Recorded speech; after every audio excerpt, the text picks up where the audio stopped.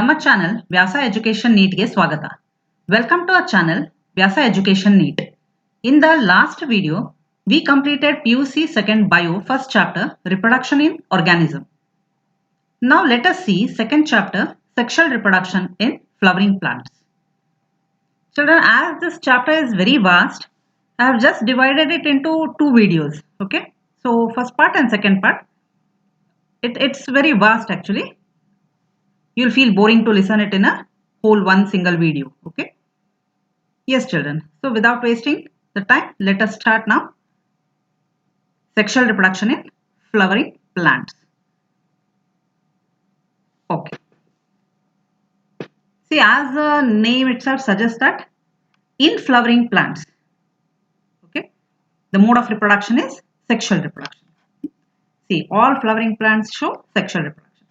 Yes. So what is flower? General speaking, it is flower is a fascinating organ of angiosperms. Okay, so you know there are higher plants, angiosperms. Okay, so flowering plants show sexual reproduction. Okay, yes. Now let us see what are the end products of the sexual reproduction.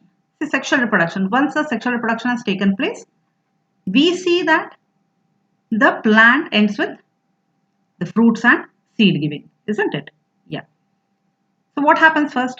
We generally know that the plant grows, then you can see the flowering.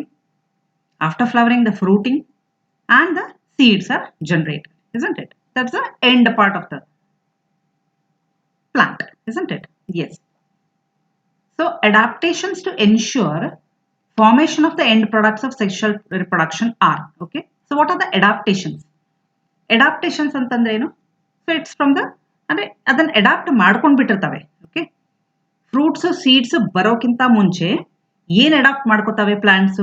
What they adapt? They adapt structures of inflorescence. Okay, these are very important children. Okay, for NEET it is very very important. So ಇದು like structure wise ಕೊಡ್ತಾರೆ. Okay, structures of inflorescence first ಬರುತ್ತೆ, then comes the flowers, okay, and the floral parts. Okay, flowers and the floral parts. Flowers, floral parts and the parts of the flower. Okay, yes. So these are the adaptations. Just remember, these are the adaptations of the end products of sexual reproduction. I mean to say the adaptations of fruits and seeds. Ashte. Don't get confused. The adaptations of fruits and seeds. And fruits and seeds barokinta munche ಏನೇನು ಬರ್ತಾವೆ? Structures of inflorescence ಬರುತ್ತೆ, flowers and floral parts ಬರುತ್ತೆ. Okay, yes. ಆಮೇಲೆ fruits and seeds. Chronological ಆರ್ಡರ್ನಲ್ಲಿ which one is correct ಅಂತ ಹೇಳಿ 4 option ಕೊಟ್ಟು ಬರ್ದಾಗೆ ಇದೆಲ್ಲ ಬರ್ಬೋದು. Okay, the end products of sexual reproduction. So what are the adaptations of the end products of sexual reproduction ಅಂತ ಕೇಳಿಬಿಟ್ಟು they may give structures of inflorescence, flowers and floral parts, fruits and seeds ಆ ಥರ ಕೊಡ್ಬೋದು. Okay, ಅಂದರೆ ಇದೇ this is the chronological order. ಇದೇ ಥರ ಇರುತ್ತೆ. ಅಂದರೆ ಫಸ್ಟ್ ಬರೋದು structures of inflorescence, then comes flowers and floral parts, then comes fruits and seeds. Okay, ಇದನ್ನು ಮತ್ತೆ ಅಕ್ಕಪಕ್ಕವನ್ನು ಮಾಡಿಕೊಡ್ಬೋದು ಹಿಂದೆ ಮುಂದೆ. Like first flowers and floral parts ಕೊಡ್ಬೋದು, ಸ್ಟ್ರಕ್ಚರ್ಸ್ ಆಫ್ ಇನ್ಫ್ಲೋರೆಸೆನ್ಸ್ ನೆಕ್ಸ್ಟ್ ಕೊಡ್ಬೋದು, ಫ್ರೂಟ್ಸ್ ಆ್ಯಂಡ್ ಸೀಡ್ಸ್ ಕೊಡ್ಬೋದು. So this is the wrong option. So correct option will be first is structures of inflorescence, flowers and floral parts, then fruits and seeds. Okay, yes. So according to a biologist, what are flowers? To say what are flowers? Okay, to a biologist, flowers are morphological and embryological marvels and the sites of sexual reproduction.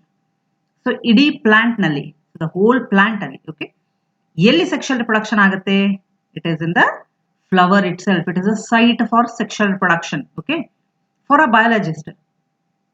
So for a general person, flowers, they give fragrance, they give attraction, isn't it? Okay, so we just pluck the flowers, we keep it on guard, and we just see the beauty, isn't it? We wear them and we see the beauty, isn't it? So but for a biologist, it is not so. They are the morphological and embryological marvels. Okay, and the sites of the sexual reproduction. Yes. Let us see how does a flower is seen growing on a plant. ಅಂದ್ರೆ ಒಂದು plant ಮೇಲೆ flower ಬೆಳೆಯೋದನ್ನ ಹೇಗೆ ಕಾಣುತ್ತೆ. Okay, how it is seen. So what are the stages, ಯಾವ ಥರ plant ಹಚ್ಚಿದ ತಕ್ಷಣ ಫ್ಲವರ್ಸ್ ಬಂದ್ಬಿಡಲ್ಲ, ಹೌದಾ. So there are certain steps for the flowers to come. So what are those? Much before the actual flower is seen on the plant. Okay, ಅಂದ್ರೆ much before ಅಂದ್ರೆ ಇನ್ನ ಬಂದೇ ಇಲ್ಲ, ಫ್ಲವರ್ ಬರೋಕ್ಕಿಂತ ಮುಂಚೆನೆ there are several hormonal and structural changes that are initiated which leads to, yes, so much before the actual flower, andre flower e bandilla, actual flower e inna bandilla. So much before the actual flower is seen on the plant, several hormonal and structural changes are initiated. Several hormonal as well as structural changes, ivedu point anna note ಮಾಡಿ ಇಟ್ಕೊಳ್ಳಿ. Several hormonal and structural changes are initiated which leads to, so ಏನಾಗುತ್ತೆ, differentiation and further development of the floral primordium. First differentiation and further development of the floral primordium ಆಗುತ್ತೆ, ಇದು very important. Okay, ಮತ್ತೆ chronological order ನಲ್ಲಿ ಕೊಡ್ಲಿಕ್ಕೆ ಇದೇ ತರ. ಅಂದ್ರೆ before the actual flower is scene ಏನೇನ್ ಕಾಣುತ್ತೆ, differentiation and further development of the floral primordium. Then inflorescence are formed. Okay, inflorescence ಒಂಥರ ಗುಚ್ಛಗಳು, they are formed. Okay, next inflorescence bears the floral bud. bud ಮೊಗ್ಗು ಬರ್ಲಿಕ್ಕೆ ಶುರು ಆಗುತ್ತೆ, ಹೌದಾ. ಇನ್ನ flower ಬರೋಕ್ಕಿಂತ ಮುಂಚೆ ಇವೆಲ್ಲ inflorescence are formed, then inflorescence bear the floral bud ಬರ್ಲಿಕ್ಕೆ ಶುರು ಆಗುತ್ತೆ. ಅಂದ್ರೆ ಒಂದು ಬಡ್ ಮೊಗ್ಗು ಬರ್ಲಿಕ್ಕೆ ಶುರು ಆಗುತ್ತೆ. then the flower is seen. First ಏನು, differentiation and further development of the floral primordium, then inflorescence bearing the floral bud, then the actual flower is seen. ಇದು ಕೂಡ ಕ್ರೋನಾಲಜಿಕಲ್ ಆರ್ಡರ್ ಗೆ ಇಂಪಾರ್ಟೆಂಟ್ ಆಗಿ ಇರುತ್ತೆ. Okay, yes. In the flower, the male reproductive structures are the androecium and the female reproductive structures are gynoecium. ಇದು ಗೊತ್ತಿದೆ. Okay, you know it. Flower nalli the male reproductive structures are the androecium. So here you can see in this flower, isn't it? This flower is very important for your board exams, children. Okay, very important. See, idella kaanta idella nimge anther. Okay, so idella, these are the male structures. Idella green color dalli irodu anthers. Okay, so this side and this side, all these are the male reproductive structures. Okay, the female reproductive structure is the center one. Whole thing is the female reproductive structure. Okay, so they are called as the male and the female reproductive structures. Okay, they are the androecium as well as the gynoecium. Okay, now coming to the male reproductive structures first. Okay, yes, stamen, microsporangium as well as pollen grains. We'll study about that. Okay, children, we are just going through NCERT textbook. Okay, none of the point is away from NCERT textbook. Okay, everything is included in this. ಅಂದ್ರೆ NCERT book ನಲ್ಲಿಂದು ಯಾವುದು point ಬಿಟ್ಟಿಲ್ಲ, NCERT book ಬಿಟ್ಟು ಹೊರಗಡೆ ಹೋಗಿಲ್ಲ. Okay, S, ಅದೆಲ್ಲ ನಾನು ಮತ್ತೆ ಬೇರೆ ಮಾಡಿಸ್ತೇನೆ ನಿಮಗೆ. NCERT book ಬಿಟ್ಟು ಹೊರಗಡೆ ಎಲ್ಲ ಮತ್ತೆ ಬೇರೆ ಮಾಡಿಸ್ತೇನೆ. Okay, yes, first coming to the stamen. Stamen is a male reproductive organ in a flowering plant. Okay, so this is the stamen. Okay, yes, a typical stamen has two parts. Typical stamen has two parts. Okay, one the filament, the other one is anther. Okay, filament, the filament, you can see filament. Okay, illu ide. Okay, this whole thing is the filament.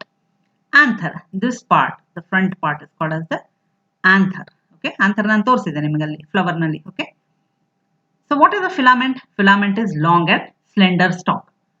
Idu 1 mark igella kelbodu. What is the filament? Filament is a, ಅಂದ್ರೆ what is the filament in a stamen ಅಂತ ಕೇಳಿದ್ರೆ ಇದೇ ಬರೀಬೇಕು, long and slender stalk.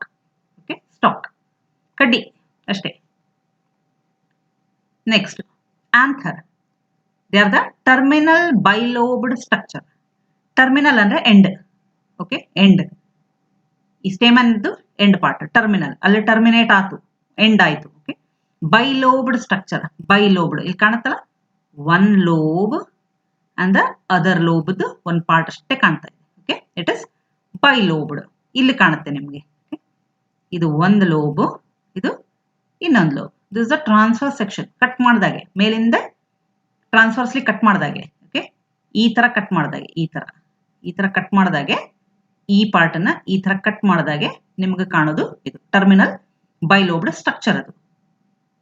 Okay, yes, so you can see the bilobed. Bi ಅಂದ್ರೆ two lobe structure. Okay, S,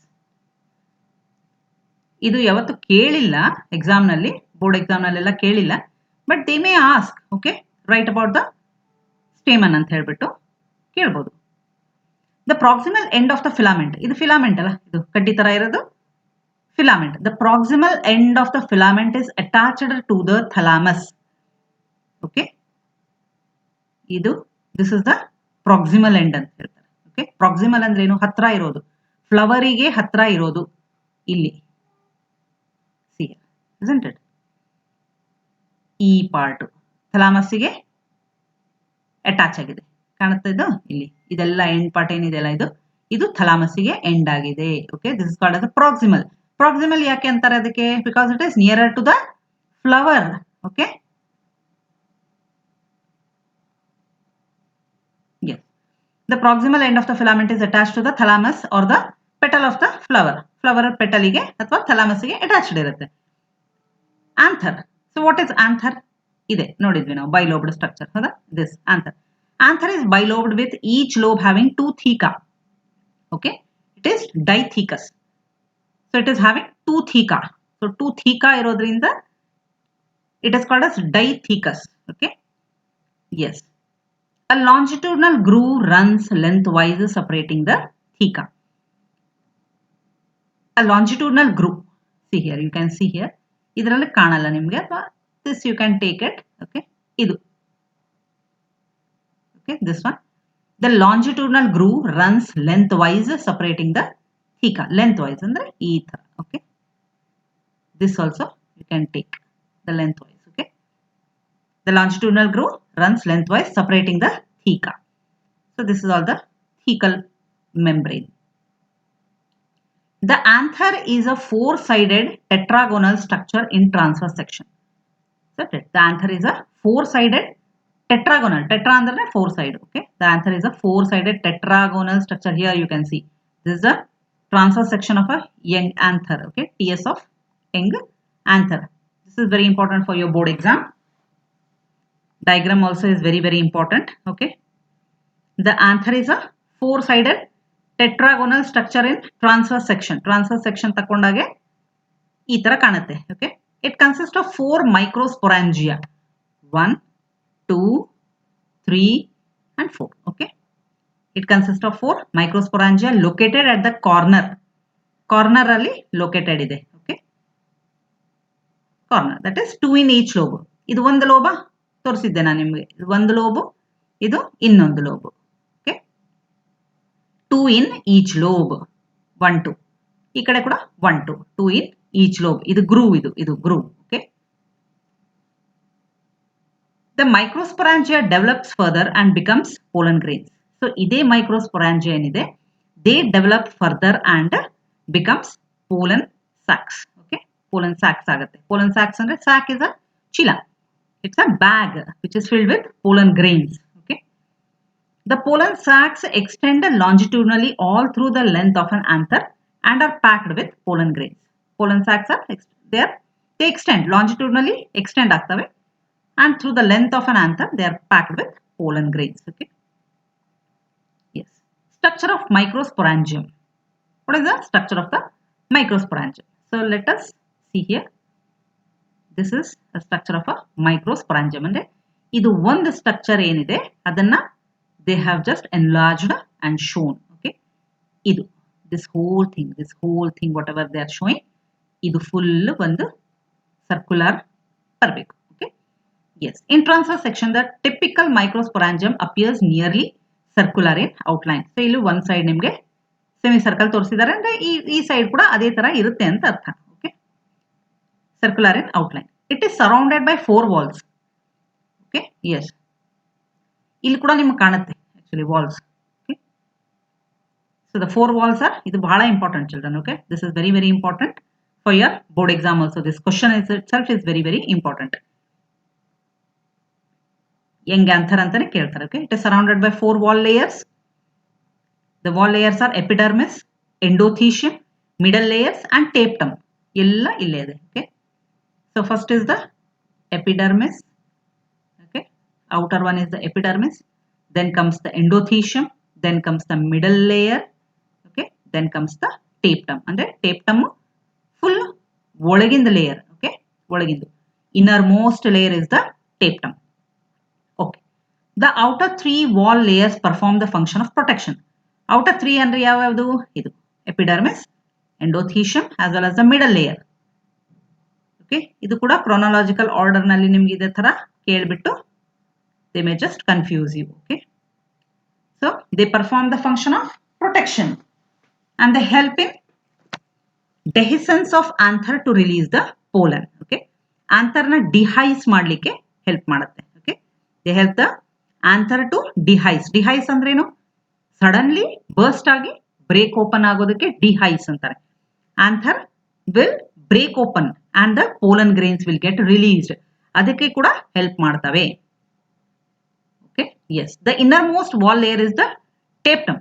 ಟೇಪ್ಟಮ್ is the innermost. Okay, ಇದು innermost layer is the tapetum. It nourishes the developing pollen grains. ಈಗ pollen grains ನ nourish ಮಾಡಬೇಕು, ಹೌದಾ? So ಇವೆಲ್ಲ ಮೂರು ಏನ್ ಮಾಡ್ತವೆ?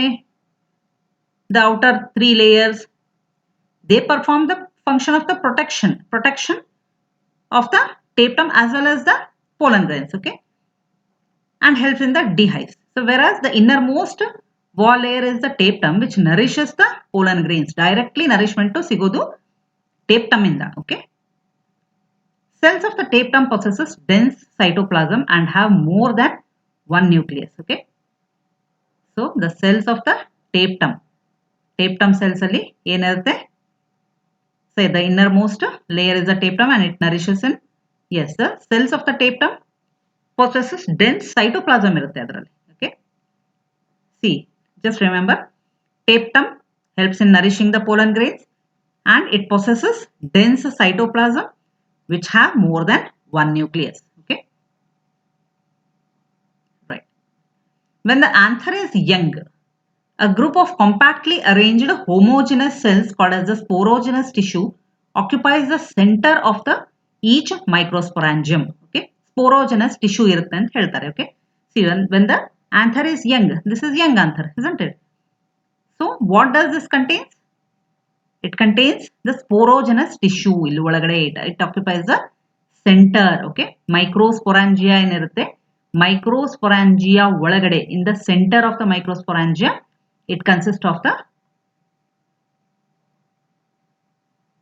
sporogenous tissue. Okay, yes, homogeneous cells andre similar cells.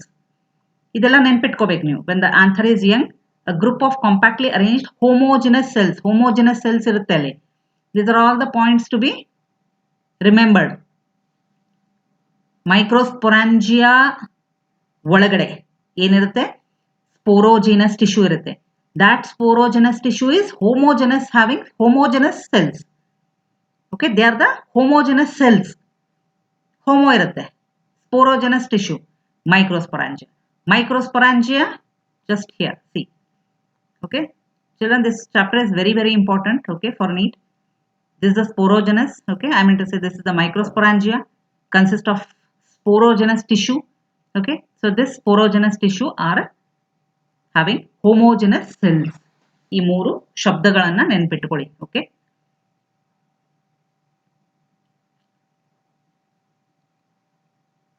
yes, next is microsporogenesis. Genesis ಅಂದ್ರೆ ಡೆವಲಪ್ಮೆಂಟ್ ಅಂತ ಹೇಳಿದ್ದೀನಿ ನಾನು. Okay, as the anther develops, see the anther ಅಂದ್ರೆ ಇದು ಕಣ್ಣಿಗೆ ತಂದ್ಕೊಂಡು ಬಿಡ್ಬೇಕು ನೀವು ಈ ಪಿಕ್ಚರ್ನ. anther, okay, Yes, so when that develops, as the anther develops, young anther itta develop ಆಯ್ತಾ ಅದು, the cells of the sporogenous tissue, homogeneous cells ನೆನ್ಪಿಟ್ಕೊಳ್ಳಿ. okay, the cells of the sporogenous tissue, they undergo meiotic division. Meiosis takes place there. okay, ಇದು sexual reproduction. So meiosis, okay, undergo meiotic divisions to form microspore tetrads.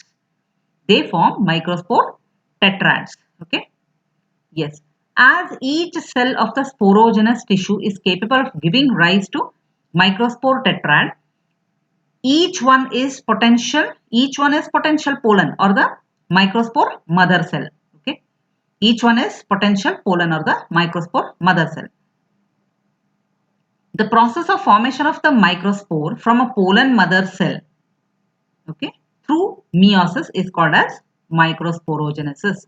So what is microsporogenesis ಅನ್ನೋದನ್ನ definition ಕೇಳಿದ್ರೆ board exam ನಲ್ಲಿ you have tried this. The process of formation of the microspores from a pollen mother cell through meiosis is called as microsporogenesis. okay, see, as the young anther develops, ಆಯಿತು, the cells of the sporogenous tissue, that is the homogeneous cells of the sporogenous tissue, they undergo meiotic division to form a microspore tetrad. Microspore tetrad ಆಗಿ form ಆಗುತ್ತೆ. So as each cell of the sporogenous tissue is capable of giving rise to microspore tetrad, ಅಂದ್ರೆ one cell, one homogeneous cell, okay, that is each cell, andre every cell of the sporogenous tissue is capable of giving rise to microspore tetrad. So each one is potential pollen or microspore mother cell. So each one is called as microspore mother cell or the potential pollen kuda antare. So the microspore mother cell itself is the pollen. okay, yes, the process of formation of the microspore from the pollen mother cell through meiosis is called as microsporogenesis. okay, the microspore formed are arranged in a cluster of 4 cells, the microspore tetrad. The microspore formed are arranged in a cluster of 4 cells, the microspore tetrad. As the anther mature and dehydrate, anther mature ಆಯ್ತಾ, young anther ಇತ್ತು, young anther picture you have in your mind. The young anther matures, they dehydrate ಅಂದ್ರೆ ನೀರಿನಂಶ, that is whatever the homogeneous cell was there. okay, so ಅದು dehydrate ಆಯ್ತು, ಒಣಗ್ತು. okay, the microspores disassociate. microspores ಏನಾಗುತ್ತೆ, they just disassociate from each other. ಒಂದಕ್ಕೊಂದು ಅಂಟಿರ್ತವೆ. so they disassociate, this get separated from each other and develop into pollen grains. so ಒಂದೊಂದು they form pollen grains. Inside each microsporangium, several thousands of microspores or pollen grains are formed and are released with the dehiscence of the anther. So when the anther gets dehisced, anther sudden ಆಗಿ burst ಆಗಿ ಯಾವಾಗ ಅದು break ಆಗುತ್ತೆ, then the pollen grains are released.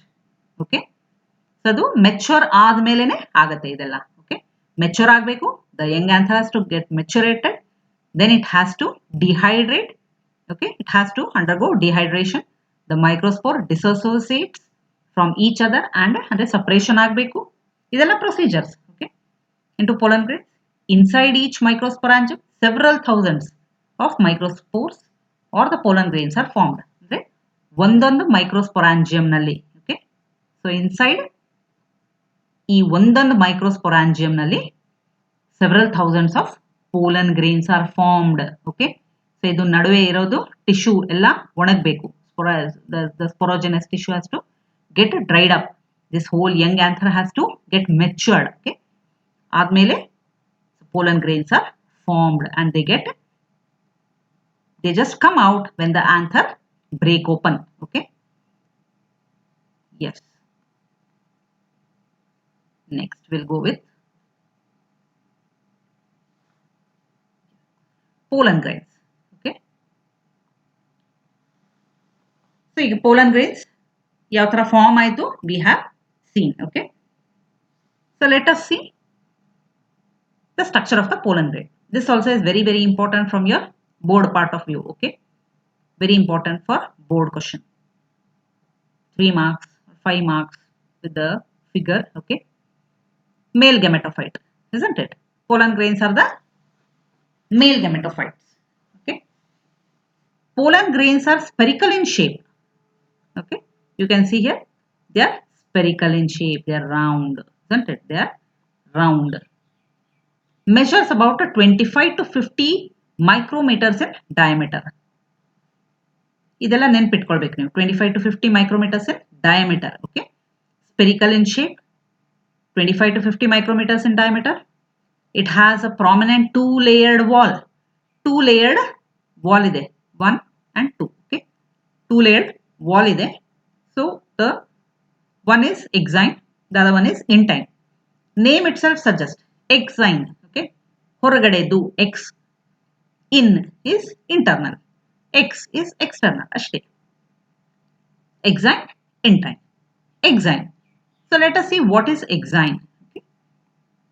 Exine is a hard outer layer. It is made up of sporopollenin. Okay, so this one, the outer layer, it is made up of sporopollenin. Sporopollenin, what it is one of the most resistant organic material. Organic material ಅದು, inorganic ಅಲ್ಲ. Okay, ಆ ಪ್ಲಾಂಟಿಗೆ ಸಂಬಂಧಪಟ್ಟಿರೋದು. It's a covering of the pollen grain. It's a outer layer. Okay, ಅಂದ್ರೆ pollen grain protection ಗೆ, outer protection ಗೆ it has a layer called as exine. Okay, it is made up of organic material. So most resistant. Resistant ಅಂದ್ರೆ ಏನು? ಎಲ್ಲಾನು ತಡ್ಕೊಳ್ತದೆ.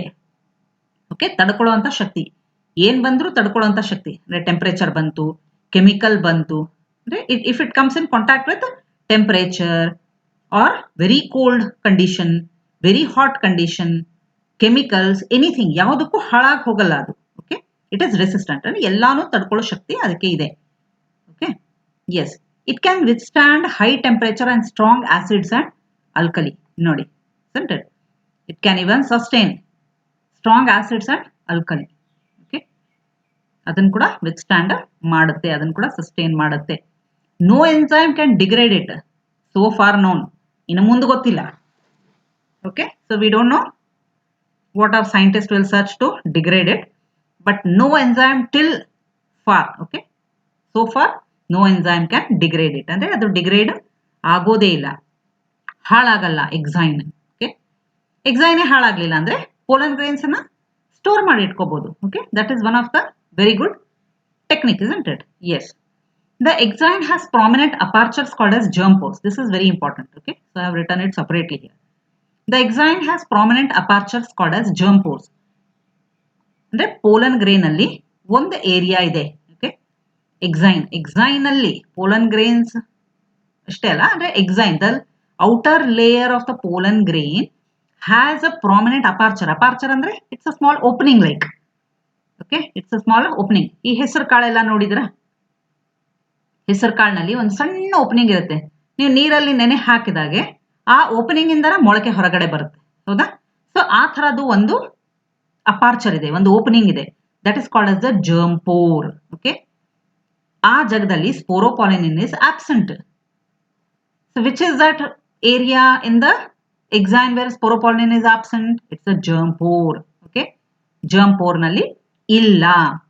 ಯಾಕಂದ್ರೆ sporopollenin cover ಆಗಿತ್ತು ಅಂತಂದ್ರೆ pollen grains it doesn't have an opening only, isn't it? ಅದಕ್ಕೆ ಒಂದು opening ಕೂಡ ಇರಲಾರ್ದಂಗೆ ಆಗುತ್ತೆ. So it cannot reproduce. Yes, pollen grains are well preserved as fossils. Pollen grains ಅನ್ನ fossils ತರ. Fossils ಅಂದ್ರೇನು? It is nothing but, so for millions of years together they can be stored. Okay, pollen grains are well preserved as fossils because of the presence of sporopollenin. The exine exhibits a fascinating ovary of an array of patterns and designs. Okay, the exine exhibits a fascinating array of patterns and designs. Yes, so patterns and designs ಅಂದ್ರೆ ಇದೇ ತರ ಇರುತ್ತೆ ಅಂತಲ್ಲ ಎಲ್ಲದರಲ್ಲೂ. It has a fascinating array of patterns and designs. Yes, ಇದೆಲ್ಲ ನಾನು ಕೊಟ್ಟಿರ್ತೀನಿ NCERT book ನಲ್ಲಿ ಇದೆ ಅಂತ ಅಂದ್ಬಿಟ್ಟು I have just given it. Just go through them. go through all the points so that ಒಂದ್ಸಲ ಕೇಳಿರ್ತೀರಾ, ಒಂದ್ಸಲ ಓದ್ಕೊಂಡಿರ್ತೀರಾ, ನೋಡಿರ್ತೀರಲ್ಲ, ಇದೆಲ್ಲ ಬೈ ಹಾರ್ಟ್ ಮಾಡೋದು ಬೇಕಾಗಿಲ್ಲ. But at least once you should listen or once you should read or see ಏನಾದ್ರೂ ಮಾಡಬೇಕು. Okay, intine. Next we'll go to intine. So intine ಇದು ಒಳಗಡೆ. Okay, intine is the inner wall of the pollen grain. It is a thin and continuous layer made up of cellulose and pectin. Okay, so ಇದು ಸ್ಪೋರೋಪಾಲಿನ್ ಇತ್ತು ಹೊರಗಡೆ ಇದು. ಹೌದಾ? So the internal layer is made up of cellulose and pectin. Very important. Okay, you should note this also. Cellulose and pectin. Just underline this point and go through it. The cytoplasm of pollen grain is surrounded by plasma membrane. The cytoplasm of the pollen grain is surrounded. Cytoplasm idardu pollen grain idu cytoplasm. Okay, it is surrounded by the plasma membrane. Plasma membrane and it's also a layer only, a thin layer. Okay, when the pollen grain is mature, it contains two cells. Pollen grain yavage mature agutte. Okay, it contains two cells.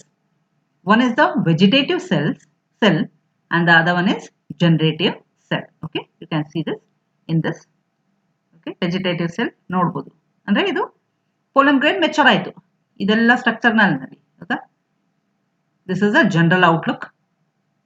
This you can see the intine exine clearly. Okay, ಇಲ್ಲಿ you can see the vacuoles as well as the nucleus. It's growing. Okay, ಇಲ್ಲಿ mature ಆಗ್ತಾ ಇದೆ, it is maturating. Okay, so ಇಲ್ಲಿ you can see the matured pollen grain.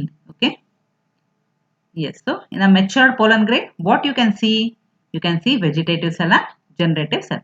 The vegetative cell is bigger, it has abundant food reserve and a large irregular shaped nucleus. Okay, see, it is bigger, isn't it? It is bigger than the generative. It has a nucleus. Okay, it has a large nucleus. Food reservoir ಇದೆ ಇದರಲ್ಲಿ. Okay, it can store lot of food. Okay, yes. The generative cell is small. It's small. You can see here the generative cell is small. Okay, and it floats in the cytoplasm of the vegetative cell. So ಇದು vegetative cell ದು cytoplasm ಏನಿದೆ ಅಲ್ಲ, see here you can see the continuation of the cytoplasm here also, isn't it? It floats in the cytoplasm of the vegetative cell. ಇದು vegetative cell cytoplasm ಇಲ್ಲಿ ಕಾಣ್ತಾ ಇರೋದು. Okay, it floats. Yes,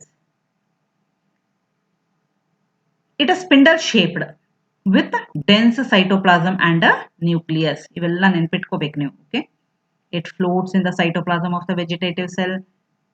So this one is large irregularly shaped nucleus ಇದೆ. ಎದರಲ್ಲಿ irregular shaped nucleus? It is in the vegetative cell. Okay, then the generative cell is small. Which one is small? Generative cell is small. It floats in the cytoplasm of the vegetative cell. It is spindle shaped, isn't it? It is spindle shaped with a dense cytoplasm and a nucleus. Okay, it contains dense cytoplasm and a nucleus. Okay, illena nucleus ಬಗ್ಗೆ they have not given any shape. Okay, so here it has been given as irregularly shaped nucleus. So in 60% of the angiosperm, pollen grains are shed at this two cell stage. ಅಂದ್ರೆ this two cell stage ಅಂದ್ರೆ ಏನು ಇದೆ, vegetative and generative time ನಲ್ಲೇನೆ. ಅಂದ್ರೆ ಈ cell two cell stage ಅಂದ್ರೆ ಇಲ್ಲಿ ನೋಡಿ two cell stage ಆಗಿಲ್ಲ ಇನ್ನ. ಹೌದಾ? As it is getting matured two cell stage ಆಗಿದೆ. Generative and vegetative two cell stage ಅಂದ್ರೆ ಇನ್ 60% ಆಫ್ ಆಂಜಿಯೋಸ್ಪರ್ಮ್. ಅಂದ್ರೆ angiosperms are nothing but flowering plants ಅಲ್ಲಿ. Okay, so sexual reproduction time ಅಲ್ಲಿ flowering plants ಅಲ್ಲಿ 60% of the angiosperms ಅಲ್ಲಿ pollen grains are shed at this two cell stage. ಅಂದ್ರೆ anther dehisce ಆಗಿ pollen grains stigma ಮೇಲೆ ಬೀಳೋದೆ ಈ ಟೂ ಸೆಲ್ ಸ್ಟೇಜ್ ಟೈಮಿಗೆ. Okay, S. In the remaining species ಅಂದ್ರೆ ಇನ್ನ 40% ಆಫ್ ಆಂಜಿಯೋಸ್ಪರ್ಮ್ಸ್ ಇದೆ, ಬೇರೆ ಇದೆ ಅದರದ್ದು. Okay, when do they shed? In remaining species the generative cell divides.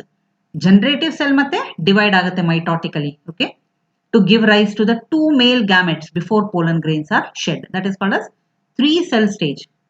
Okay, 2 cell stage ಯಾವುದು? ಒಂದು ಜನರೇಟಿವ್, ಇನ್ನೊಂದು ವೆಜಿಟೇಟಿವ್. ಓಕೆ, ಸೊ ಇಲ್ಲಿ 60% ಅದೇ ತರ ಇದ್ಬಿಡ್ತದೆ. ಅಂದ್ರೆ ಜನರೇಟಿವ್ ಮತ್ತೆ ವೆಜಿಟೇಟಿವ್ ಸೆಲ್ ಸ್ಟೇಜ್ ಏನು ಡಿವೈಡ್ ಆಗ್ತಾ ಇರ್ತದೆ, ಆ ಟೈಮಿಗೆ they shed their pollen grains, ಅಂದ್ರೆ ಆಂಥರಾವಾಗಿ ಬ್ರೇಕ್ ಓಪನ್ ಆಗೋದು.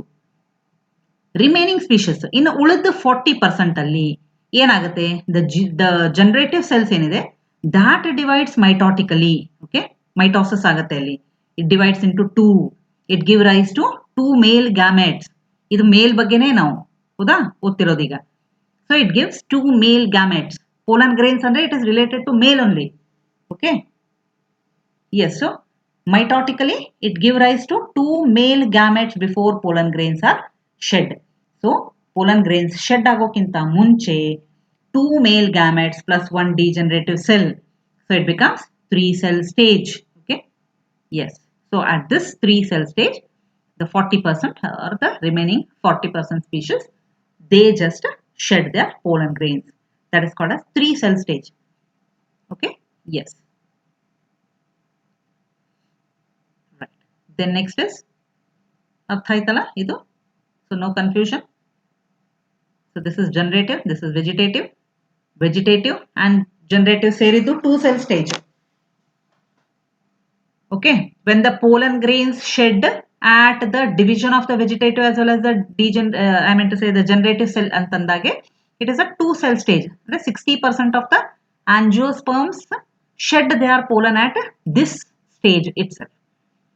ಇನ್ ಉಳಿದ 40% ಅಲ್ಲಿ ಏನಾಗುತ್ತೆ, ಈ ಜನರೇಟಿವ್ ಸೆಲ್ ಮತ್ತೆ ಮೈಟಾಟಿಕಲಿ ಡಿವೈಡ್ ಆಗಿಬಿಟ್ಟು they form 2 male gametes. Okay, ಇದರಲ್ಲಿ 2 ಆಗ್ಬಿಡುತ್ತೆ, ಇದು 1 ಹೋಗ್ಬಿಟ್ಟು 2 ಆಗುತ್ತೆ.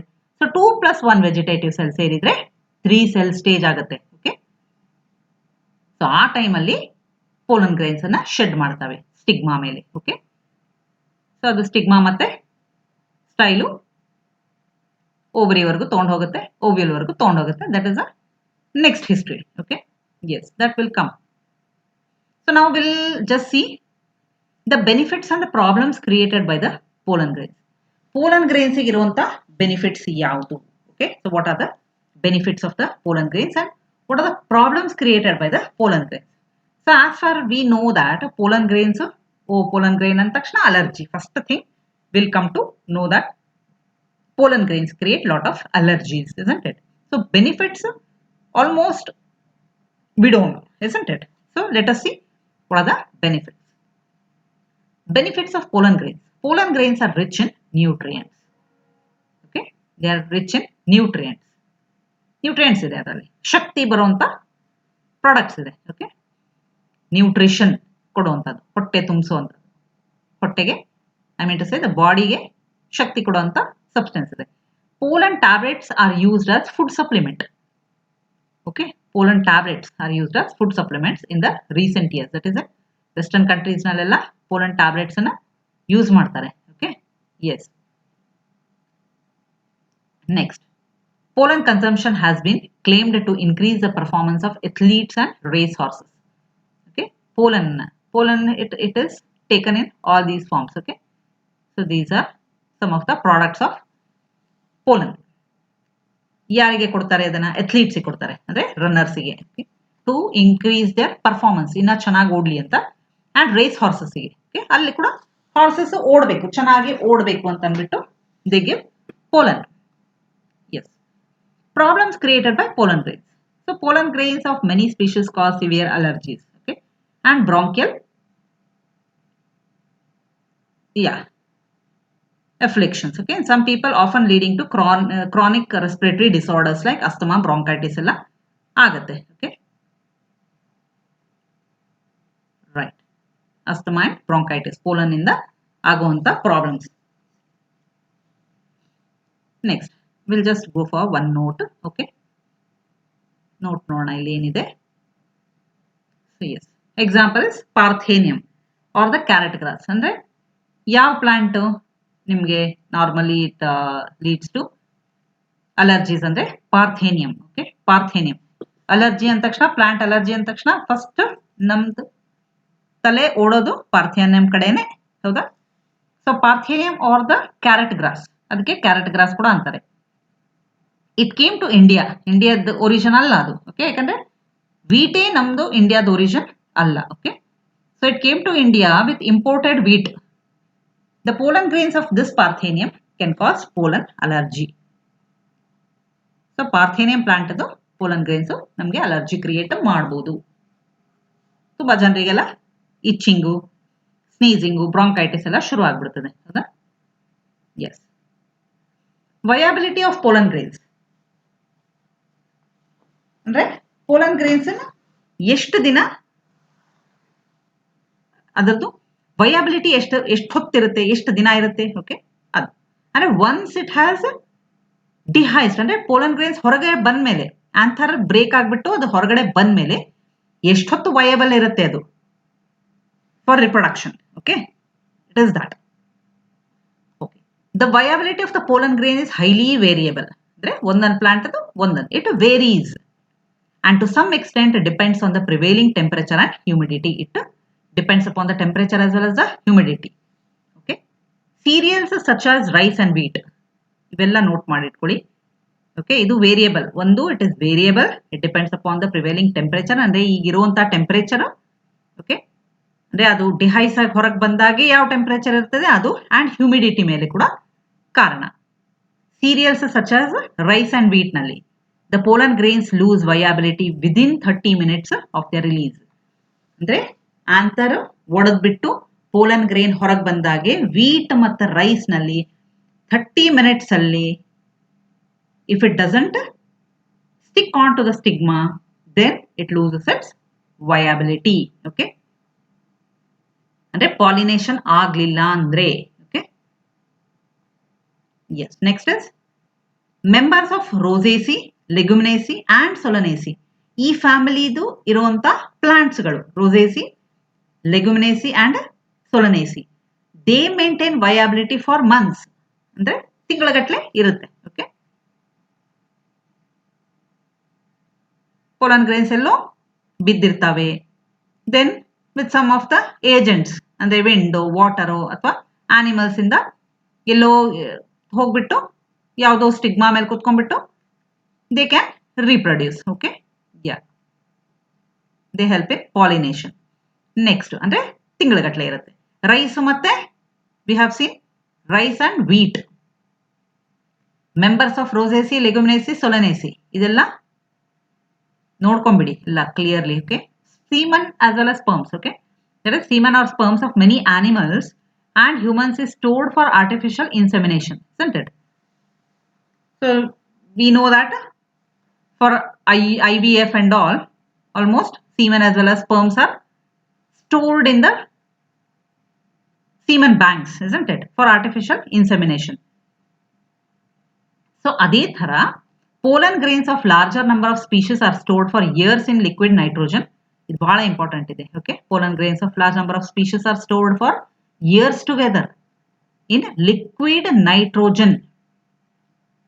It is stored for years in liquid nitrogen. Okay, so under the temperature of -196 degrees Celsius. ತುಂಬಾ ಇಂಪಾರ್ಟೆಂಟ್ ಇದು. ಲಿಕ್ವಿಡ್ ನೈಟ್ರೋಜನ್ ಒಂದು ಇಂಪಾರ್ಟೆಂಟ್ ಇದೆ, -196 degrees Celsius, and thus can be used as pollen banks. semen banks ಹೇಗೆ use ಮಾಡ್ತಾರೆ ಹಾಗೆ pollen banks, similar to seed banks. even seeds are also stored. Seeds ವರ್ಷಗಟ್ಟಲೆ store ಮಾಡಿ ಇಟ್ಕೋತಾರೆ, ಹೌದಾ? ನೆಕ್ಸ್ಟ್ ಅಂದ್ರೆ ರೈತರೆಲ್ಲ ಮತ್ತೆ ಅವನ್ನೇ ತಗೊಂಡ್ಬಿಟ್ಟು they just go for seedling, isn't it? In crop breeding programmes, crop breeding programme ನಲ್ಲಿ ಅಂದ್ರೆ ಕ್ರಾಪ್, ಹೊಸ ಕ್ರಾಪ್ ಬರಬೇಕು ಅಂತಂದ್ರೆ ಸೀಡ್ ಬ್ಯಾಂಕಿಗೆ ಹೋಗ್ಬಿಟ್ಟು they just ask for seeds, isn't it? So ಅದೇ ತರ ಪೋಲನ್ ಬ್ಯಾಂಕ್ಸ್ ಅಂತಿರುತ್ತೆ, ಸೀಮನ್ ಬ್ಯಾಂಕ್ಸ್ ಅಂತಿರುತ್ತೆ. ಸೊ ಸರ್ಟನ್ ಟೆಂಪರೇಚರ್ ಅಲ್ಲಿ they store semen, they store pollen grains.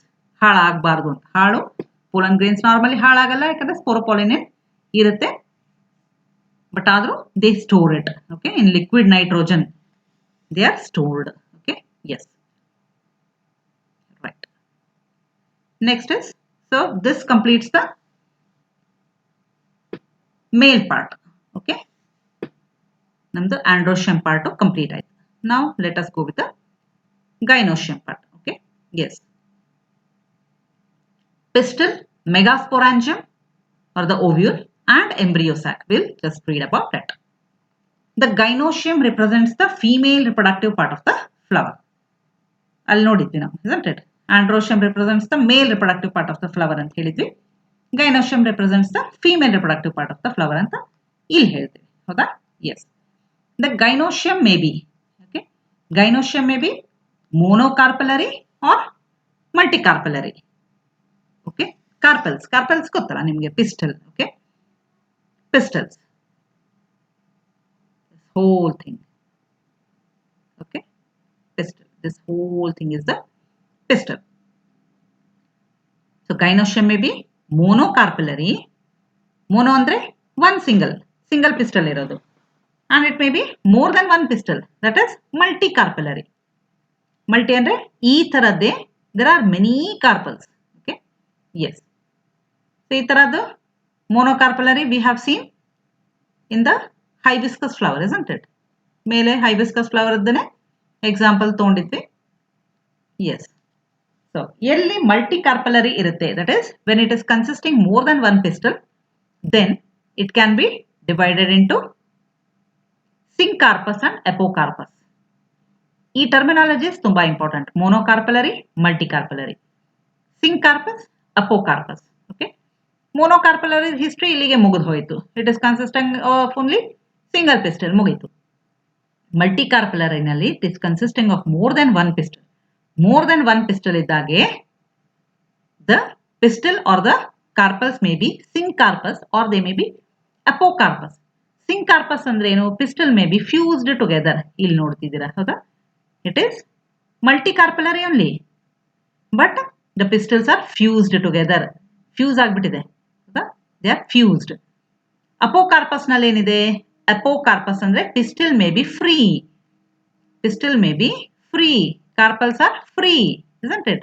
Join ಆಗಿಲ್ಲ ಅದು. They are not fused together. ಇದರ ತರ join ಆಗಿಲ್ಲ.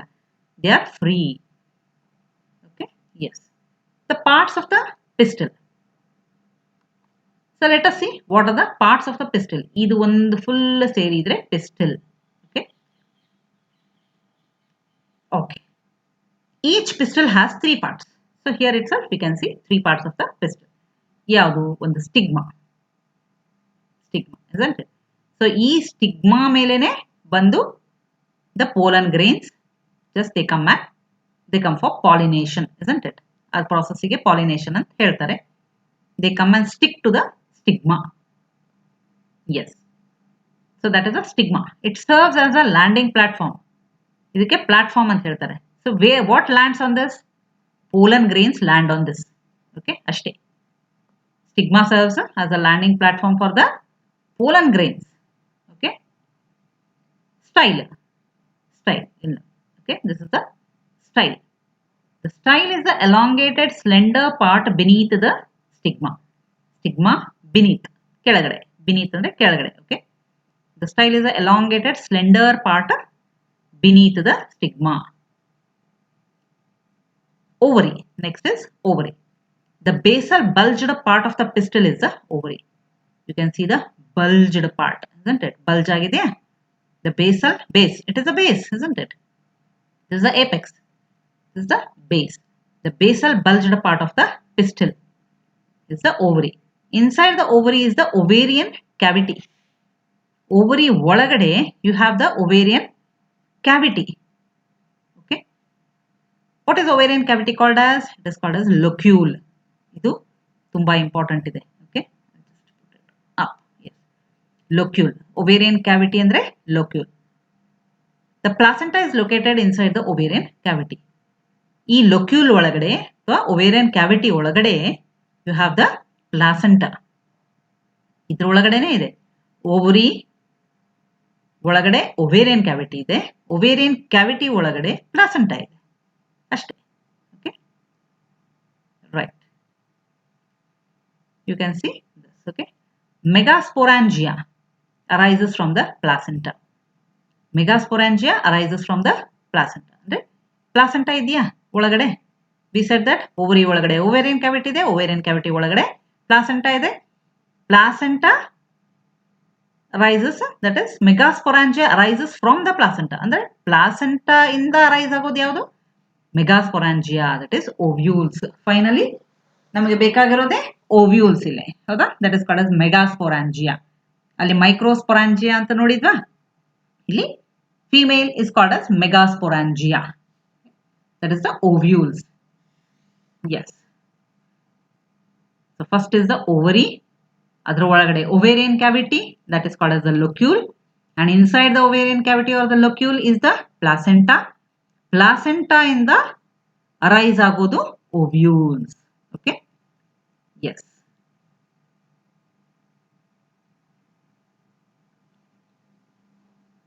Example, one ovule in an ovary. Okay. ಈಗ ಫಸ್ಟ್ ಚಾಪ್ಟರ್ ನಲ್ಲಿ we have seen that ovary ಇಂದ fruit ಬಂತು. Okay. Fruit develops from the ovary. Seed develops from the ovule. So ovule directly you can take it as a seed. Okay. Example, one ovule in an ovary may be seen in wheat. Okay. Wheat nalli you can see only one ovule, isn't it? Yes. Paddy nalli kuda you can see only one ovule. ಒಂದೇ seed, ಹೌದಾ? Wheat ನಲ್ಲಿ ಒಂದು fruit ನಲ್ಲಿ ಒಂದೇ seed, ಅದು ಒಂದು ಕಾಳು ಬಂದಿರುತ್ತಲ್ಲ, so ಅದ್ರಲ್ಲಿ ಒಂದೇ ಇರುತ್ತಲ್ಲ, ಒಂದೇ ವೀಟ್ ಇರುತ್ತೆ. ನೋಡಿದ್ದೀರಾ? ಅದ್ರದ್ದೆಲ್ಲ ಸಿಪ್ಪೆ ಎಲ್ಲ ಇರುತ್ತೆ. ಅದು ಒಂದನ್ನು ಓಪನ್ ಮಾಡಿದ್ರೆ you can find one wheat. ಭತ್ತ, ಓಕೆ, ನೆಲ್ಲು. So that is a paddy, isn't it? ಪ್ಯಾಡಿನ ಓಪನ್ ಮಾಡಿದಾಗೆ ಒಂದು ಭತ್ತನೇ ಓಪನ್ ಮಾಡಿದ್ರೆ ಏನಿರುತ್ತೆ? ಒಂದೇ ಅಕ್ಕಿ ಕಾಳು ಇರುತ್ತೆ, ಹೌದಾ? So that itself is a seed. ಆ ಥರ ಮ್ಯಾಂಗೋ, ಒಂದು ಮ್ಯಾಂಗೋ ಹಣ್ಣು ತಿಂತೀರಾ, ಎಷ್ಟು ಸೀಡ್ ಹೊರಗಡೆ ಹಾಕ್ತೀರಾ? ಒಂದೇನಾ? Yes. So ovule is nothing but the seed. Okay. One ovule in an ovary may be seen in. ನೆನ್ಪಿಟ್ಕೊಳ್ಳಿ. ಓಕೆ. ಇದೆಲ್ಲ ಒಂಥರ ಕೇಳಿದ ತಕ್ಷಣ ಯು ಶುಡ್ ರಿಮೆಂಬರ್.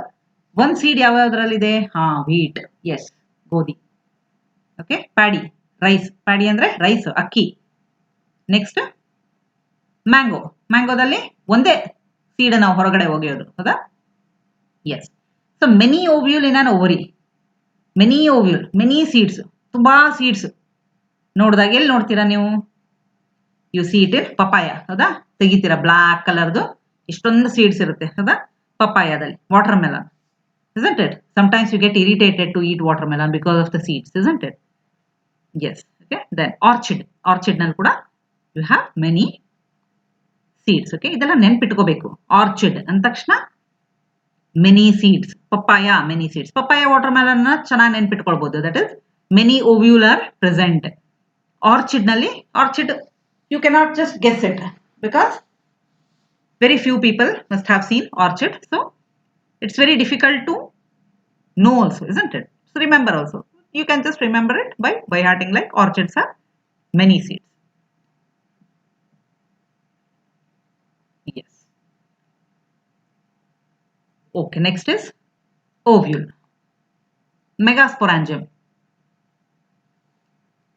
ಗೊತ್ತಾಯ್ತಲ್ಲ? ಮೆಗಾಸ್ಪೊರಾಂಜಿಯಂ ಎಲ್ಲಿಂದ ಬಂತು, ಓವ್ಯೂಲ್ ಎಲ್ಲಿಂದ ಫಾರ್ಮ್ ಆಯ್ತು. ಓವರಿ, ಓವರಿ ಒಳಗಡೆ ಓವೇರಿಯನ್ ಕ್ಯಾವಿಟಿ ಇರುತ್ತೆ, which is called as a locule. Locule are the ovarian cavity ಒಳಗಡೆ ಪ್ಲಾಸೆಂಟಾ ಫಾರ್ಮ್ ಆಗಿರುತ್ತದೆ. ಪ್ಲಾಸೆಂಟಾದಿಂದ ಬರೋದೇ ಓವ್ಯೂಲ್. ಪ್ಲಾಸೆಂಟಾಗೆ ಅಲ್ಲಿಂದನೇ ಅರೈಸ್ ಆಗೋದು, ಅಲ್ಲಿಂದ ಅಂಟ್ಕೊಂಡು ಹುಟ್ಟೋದೇ ovule. Okay. Yes. Tomato cut ಮಾಡಿ ನೋಡಿ, isn't it? ಟೊಮೆಟೊ ಕಟ್ ಮಾಡಿ ನೋಡಿ ಒಂದ್ ಸೈಡ್ ಇಂದ, ನಿಮ್ಗೆ ಒಂಥರ ಪ್ಲಾಸೆಂಟಾ ಕಾಣುತ್ತೆ. Okay, you must have studied in 11th standard also, isn't it? Placentaಗೆ ಅಂಟ್ಕೊಂಡ್ಬಿಟ್ಟು you have seeds.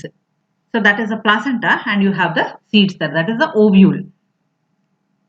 Even capsicum ನಲ್ಲಿ ಚೆನ್ನಾಗಿ ಕಾಣುತ್ತೆ, ಬೀಜಗಳೆಲ್ಲ ಅಂಟ್ಕೊಂಡಿರ್ತದೆ ಒಂದು ತಲೆಗೆ, ಹೌದಾ? ಸೊ ಅದ್ ಯಾವ್ದಕ್ಕೆ ಅಂಟ್ಕೊಂಡಿರ್ತದೆ? That itself is placenta. ದಪ್ಪಗೆ ಇರುತ್ತೆ ಅದು, ಹೌದಾ? ಎಸ್. ಸೊ ಇದು ಕಾಮನ್ ಥಿಂಗ್ಸ್ ನಿಮ್ಗೆ ಗೊತ್ತಾಗೋದು. ಪ್ಲಾಸೆಂಟಾ ಅಂದ್ರೆ ಏನು ಅಂತ ಗೊತ್ತಾಗ್ಲಿಕ್ಕೆ. ಓವ್ಯೂಲ್ಸ್ ಅಂದ್ರೆ ಏನು? ಬೀಜಗಳು ಅಷ್ಟೇ. ಓಕೆ. ಲಿಂಬೆ ಹಣ್ಣಲ್ಲಿ ನೋಡ್ಬೋದು ನೀವು, ಆರೆಂಜ್ ಅಲ್ಲಿ ನೋಡ್ಬೋದು, ಹೌದಾ? ಆರೆಂಜ್ ಕಟ್ ಮಾಡಿ ನೋಡ್ಬೇಕು, ಸಿಪ್ಪೆ ತೆಗೆದಲ್ಲ. You have to cut it with a knife in the centre. You can know it. ಟೊಮ್ಯಾಟೋದಲ್ಲಿ you can easily see. Capsicum ಅಲ್ಲಿ you can easily see. Okay. Yes. The ovule is a small structure attached to the placenta with the help of a stalk called as funicle. So ಇಲ್ಲಿ ನಿಮಗೆ we'll go with this. Okay, ಇಲ್ಲಿ ಹೋಗೋಣ. Right, this is the ovule, whatever we want now. Okay, ಇದು ಬಹಳ important, ಇದು ಈ part. Okay, this is very very important for your board exams also, children. You have to write 5 mark question on this megasporangium or the ovule. Ovule is a small structure attached to the placenta. Placenta ಗೆ attach ಆಗಿರ್ತದಲ್ಲ ovule. ಹೇಳಿದೆ ನಾನು, ಬೀಜ ಅಷ್ಟೇ ತಲೆಯಲ್ಲಿ ಇಟ್ಕೊಳ್ಳೋದು, seed ಬೀಜಗಳು. Yes, the ovule is a small structure attached to the placenta with the help of a stalk called as funicle. ನೋಡಿ, ಒಂದು ಕ್ಯಾಪ್ಸಿಕಮ್ ಕಟ್ ಮಾಡಿ ನೋಡಿ, ಒಂದು ಟೊಮ್ಯಾಟೊ ಕಟ್ ಮಾಡಿ ನೋಡಿ, ಅದರಲ್ಲಿ ನಿಮಗೆ ಎಲ್ಲ ಚೆನ್ನಾಗಿ ಕಾಣುತ್ತೆ. ಓಕೆ, ಒಂದು ಸ್ಟಾಕ್ ಕಾಣುತ್ತೆ, ಫ್ಯೂನಿಕಲ್ ಅನ್ನೋ ಸ್ಟಾಕ್ ಕಾಣುತ್ತೆ. ನೋಡಿ, ಇಲ್ಲಿ ತೋರಿಸ್ದಾಗೆ it will be totally different. ಹೌದಾ? ಇದನ್ನ ಈ ಸ್ಟ್ರಕ್ಚರ್ ನೋಡ್ಕೊಂಡ್ಬಿಟ್ಟು ಇಮ್ಯಾಜಿನ್ ಮಾಡೋದು ತುಂಬಾ ಕಷ್ಟ ಆಗುತ್ತೆ. You cut a tomato and see the funicle, you can see the funicle, you can see the hilum, ಎಲ್ಲ ಕಾಣುತ್ತೆ ನಿಮಗೆ. Of a stalk called as funicle. Okay, the body of the ovule fuses with the funicle. Okay, funicle, the body of the ovule, fuses with the funicle in the region called as hilum. Body gets fused. Okay, funicle ಜೊತೆಗೆ fuse ಆಗುತ್ತೆ hilum. Thus the hilum represents the junction between ovule and the funicle. Ovule ಮತ್ತೆ funicle. Okay, body of the ovule ಮತ್ತೆ funicle ಮಧ್ಯ ಇರೋದು portion is the hilum. Okay, each ovule has 1 or 2 protective enveloped called as integuments. Okay, ಇವೆ integuments. So these are the integuments. ಹೊರಗಡೆ ಇದೆ ಅಲ್ಲ. Okay, so these are the inner integuments, these are the outer integuments. Integuments encircle the nucellus.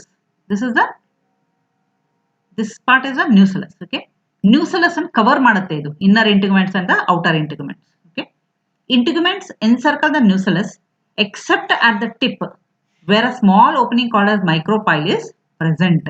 Okay, ಇಲ್ಲಿ ನೋಡಿ. Okay, micropyle ಇದು. So ಇಲ್ಲಿ ಮಾತ್ರ integuments ಇಲ್ಲ. Integuments ಎಲ್ಲಿಲ್ಲ? Micropylar region ಗೆ ಇಲ್ಲ. Okay, ಇಲ್ಲ ಇಲ್ಲಿ. Yes, these are the opening. ಈ opening ಇರಬೇಕು. Okay, yes, micropyle is present. Okay, opposite to the micropylar end, opposite to the ಇದು micropylar end. So ಇಲ್ಲಿ what you have a chalazal basal part called as a chalaza. Okay, this is called as a chalaza, basal part. ಇದು base. Yes, so it is called as a chalazal end. A mass of cells called as a nucellus is enclosed within the integuments. This is the mass of cells. ಇದೆಲ್ಲ mass of cells. ಇದು ಹೊರಗಡೆ ಇಲ್ಲಿ ಕಾಣೋದು. Okay, this one. So the mass of cells called as a nucellus is enclosed within the integuments. ಅಂದ್ರೆ integuments mass of cells ಅನ್ನ they just cover, they just protect. What it protects? It protects the nucellus. Okay, ಯಾಕೆ nucellus ಅನ್ನು ಯಾಕೆ? Because nucellus has lot of abundant quantity of the food. Okay, which it provides for the embryo sac, growing embryo sac ಗೆ ಅದು food ಅನ್ನ provide ಮಾಡುತ್ತೆ ಇದು nucellus. Okay, yes, ಅಂದ್ರೆ ಇದು this is embryo sac. ಇದು ಸೆಂಟರ್ ಏನ್ ಕಾಣ್ತಾ ಇದೆಯಲ್ಲ, this is the embryo sac. This outside is the nucellus. This is the inner integument and this is the outer integument. Inner integument and outer integument ಎಲ್ಲಿ absent ಇದೆ? Micropylar ending absent ಇದೆ. Okay, body of the ovule ಮತ್ತೆ funicle ಮಧ್ಯ you have a hilum. ಅಷ್ಟೇ.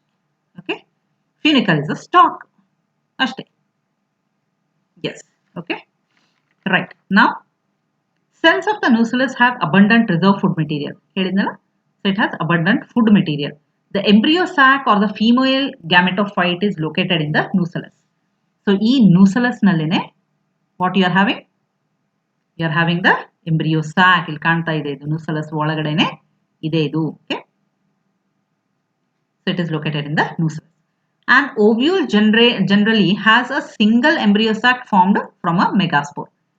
An ovule generally has a single embryo sac. ಅಂದ್ರೆ ovule.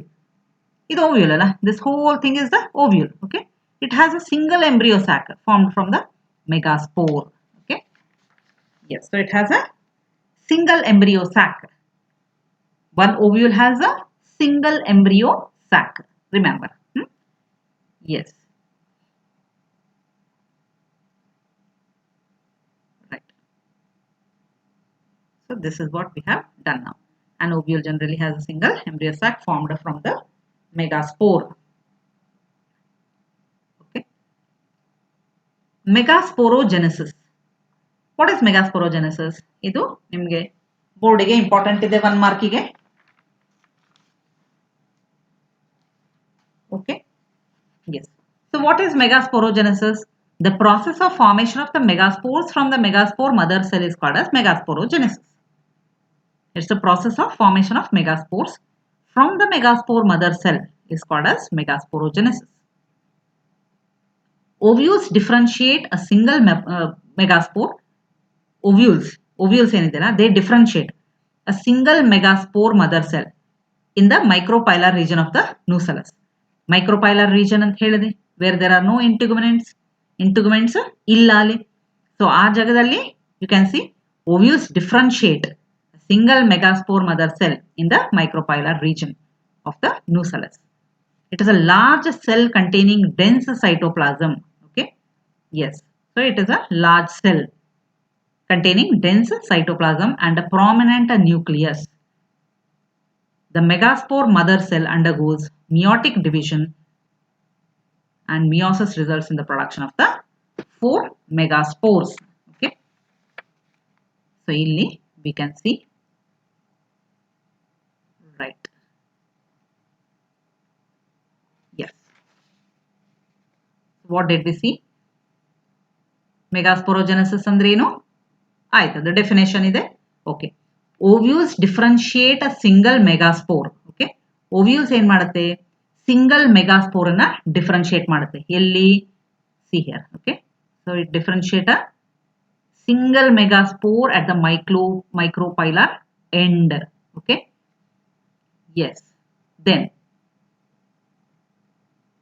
it is a large cell containing. So see here. It is a large cell containing dense cytoplasm. Tumba dense cytoplasm. If you have a textbook, you can just open and see. Okay. Nothing is apart from NCERT. It is a large cell containing dense cytoplasm and a prominent nucleus. A prominent nucleus also is present. Okay. Yes. The megaspore mother cell undergoes meiotic division here. Okay. Megaspore mother cell ಏನಿದೆ, so it undergoes, this is the megaspore mother cell. Okay. It undergoes meiotic division. So meiosis results in the production of 4 megaspores. See here. Okay. It has already undergone, okay, meiotic division. So it first divides, then meiotically it divides into giving 4 megaspores. 1, 2, 3, 4. Okay. Yes. Next, female gametophyte. Okay. Let us see female gametophyte. In a majority of flowering plants, one of the megaspore is functional while the other 3 degenerate. Okay. We'll continue with this figure itself. Okay. Female gametophyte. How will the female gametophyte form? Okay. Yes. In a majority of flowering plants, one of the megaspore is functional. So ಇಲ್ಲಿ ಈಗ ನೋಡಿ, meiotically 4 megaspores are formed, isn't it? ಎಷ್ಟು? 4 megaspores are formed. So what they are saying, in the majority of the flowering plants, one of the megaspore, ಇದು 4ರಲ್ಲಿ ಯಾವುದೋ ಒಂದು megaspore is functional. Functional ಅಂದ್ರೆ ಏನು? ಒಂದೇ ಕೆಲಸ ಮಾಡೋದು, ಐದರ್ ಇದು ಯಾವುದೋ ಒಂದು ಕೆಲಸ ಮಾಡುತ್ತೆ. ಓಕೆ. While the other 3 ಡಿಜನರೇಟ್ಸ್. 1, 2, 3 ಈ 3 ಸತ್ತು ಹೋಗ್ಬಿಡುತ್ತೆ, ಡಿಜನರೇಟ್ ಆಗ್ಬಿಡ್ತದೆ, ಹಾಳಾಗಿ ಹೋಗ್ಬಿಡ್ತದೆ. ಓಕೆ. ಓನ್ಲಿ 1 ಜನರೇಟ್ಸ್, ಯಾವುದೋ ಒಂದು. Okay. Yes, it's not that only this ಯಾವ ತರ. ಓಕೆ. ಎಸ್. ಸೊ ಆ ತರ ಆದ್ಮೇಲೆ ಏನಾಗುತ್ತೆ, only 1 functional megaspore develops into female gametophyte. ಅಂದ್ರೆ ಯಾವುದೋ ಒಂದು among the 4 megaspores they generate and that is called as the female gametophyte or the embryo sac ಅಂತ ಹೇಳ್ತಾರೆ ಅದಕ್ಕೆ ಹೌದಾ female gametophyte is nothing but embryo sac only. This method of embryo sac formation from a single megaspore is termed as monosporic development. Okay, embryo sac formation andre ide any one becomes functionally, I said, no, isn't it? Yavado one functional agutte. So the method of embryo sac formation ide embryo sac iga. Okay, whatever embryo sac we have seen there, so adu ide embryo sac. So this method of embryo sac formation from a single megaspore, this is the single megaspore, from a single megaspore, okay, only one embryo sac, formation of one embryo sac is termed as monosporic development. One mark ige kelbodu. What is monosporic development? Okay, single megaspore ashte, that is monosporic development. Okay, not more than that. Formation of the embryo sac. Iga idradu formation andre monosporic development ಅಂದು ಏನು ಅಂತ ನೋಡೋಣ. Okay, ಇದಿಷ್ಟೇ ಆಗಿ ಬಿಟ್ಬಿಡುತ್ತಾ? ಇಲ್ಲ. Okay, so what it does, what happens to it, we'll see. Formation of the embryo sac. ಈಗ embryo sac ಹೆಂಗೆ form ಆಗುತ್ತೆ? The nucleus of the functional megaspore. See, the nucleus of the functional, ಇದೀಗ functional, ಈಗ ಇವೆರಡು ಮೂರೆಲ್ಲ ಹೋದು ಸತ್ ಹೋದು ಅಂತ ತಿಳ್ಕೊಂಬಿಡಿ. ಓಕೆ, ಇದು 3.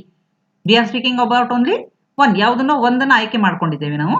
So the nucleus of the functional megaspore divides mitotically. ಈಗ ಇದು 2 ಆಗಿ ಡಿವೈಡ್ ಆಗುತ್ತೆ. ಅಂದ್ರೆ the nucleus divides into 2. ಈ ನ್ಯೂಕ್ಲಿಯಸ್ ಏನಿದೆ ಇದು 2 ಆಗಿ ಡಿವೈಡ್ ಆಗುತ್ತೆ. ಆಯ್ತಾ? ಇಲ್ಲಿ ನೋಡಿ 2. ಹೌದಾ? S. To form 2 nuclei. It moves to the opposite side.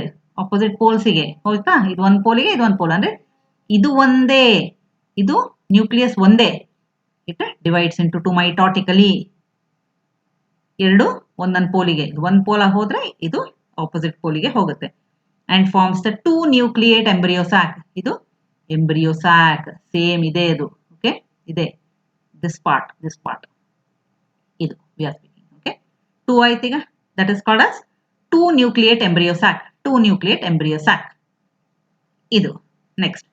2 more sequential mitotic nuclear division results in the formation of the 4 nucleate. Okay, 2 ಮತ್ತೆ ಏನಾಗುತ್ತೆ? ಮತ್ತೆ mitotic nuclear division ಆಗುತ್ತೆ. Nucleus again divides into 2 and forms 4 nucleate. ಇಲ್ಲಿ 2, ಇಲ್ಲಿ 2. Okay, yes. Next is, and later 8 nucleate. 1, 2, 3, 4, 5, 6, 7, 8. ಆಯ್ತಾ? Stages of the embryo sac. Yes. Next is, it is of interest to note that these mitotic division are strictly free nuclear. Okay, they are strictly free nuclear. ಅಂದ್ರೆ ಏನು?